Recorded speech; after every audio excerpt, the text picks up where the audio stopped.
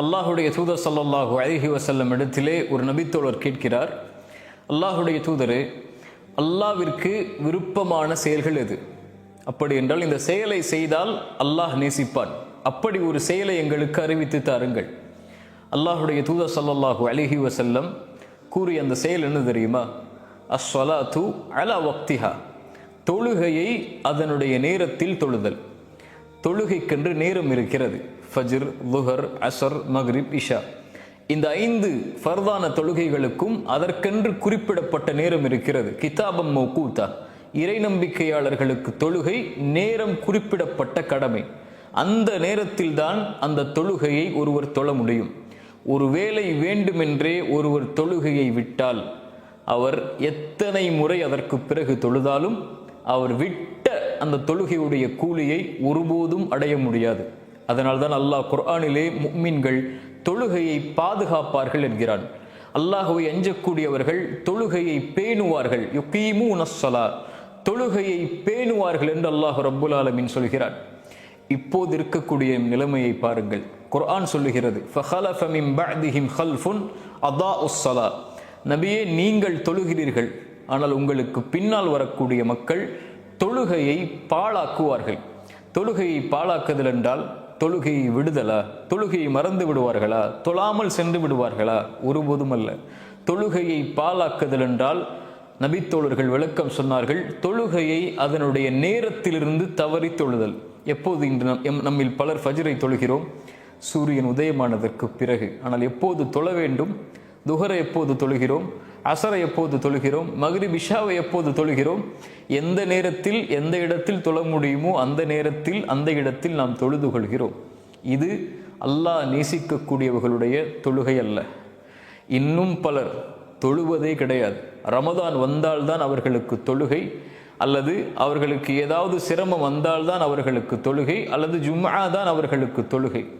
இவர்கள் காஃபிர்களா அல்லது பெரும்பாவிகளா என்று அவர்களை குறித்து நான் பேச வரவில்லை. இங்கே தொழுவதில் நேரத்தை தவறி தொழுபவர்களை அல்லாஹ் நேசிப்பதில்லை.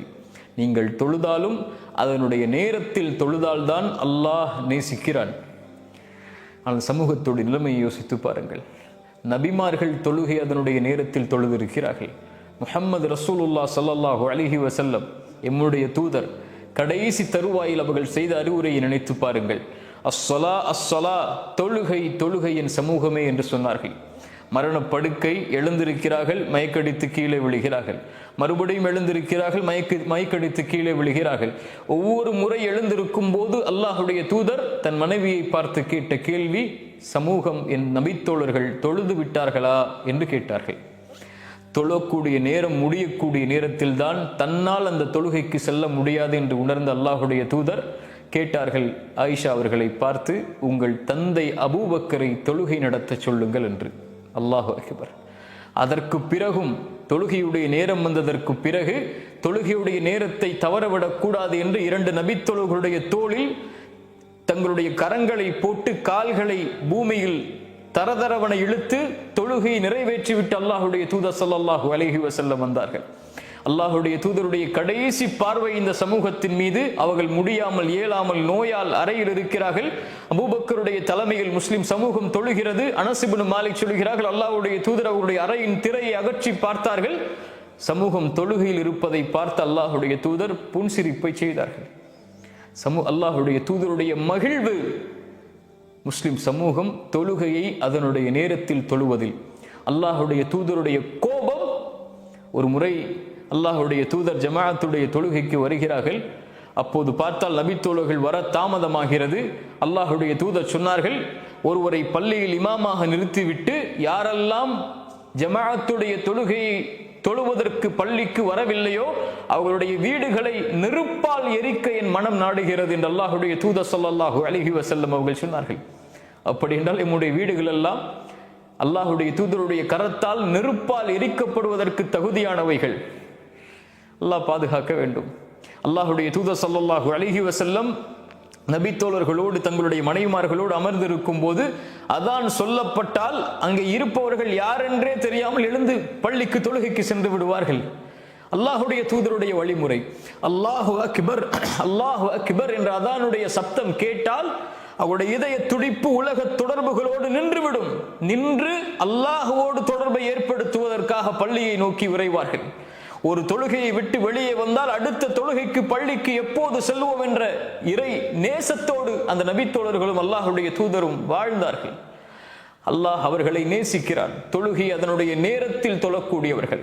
அல்லாஹ் அக்பர் என்று அழைக்கப்படும் போது அவர்கள் உணர்வார்கள், என் தொழிலை விட அல்லாஹ் அக்பர், என் படிப்பை விட அல்லாஹ் அக்பர், என் பொழுதுபோக்கை விட அல்லாஹ் அக்பர், என் செல்வத்தை விட அல்லாஹ் அக்பர், என் குடும்பத்தை விட அல்லாஹ் அக்பர், இந்த குடும்ப நிகழ்வை விட அல்லாஹ் அக்பர், எல்லாவற்றை விடவும் அல்லாஹ் அக்பர். அல்லாஹ் அழைத்து விட்டான். உலக தொடர்புகள் அப்படியே தரைமட்டமாக்கப்பட்டு அல்லாஹுடைய தொடர்புக்காக பள்ளியை நோக்கி அல்லாஹுடைய நேசத்தோடு ஒருவன் செல்லுவான். பள்ளியில் தொழுகைக்காக காத்திருப்பான். அல்லாஹுடைய தூதர் சொன்னார்கள், அது போர்க்களத்தில் காத்திருப்பதை போல், அதுதான் போர்க்களம், அதுதான் போர்க்களம் என் அல்லாஹுடைய தூதர் ஸல்லல்லாஹு அலைஹி வஸல்லம் சொன்னார்கள்.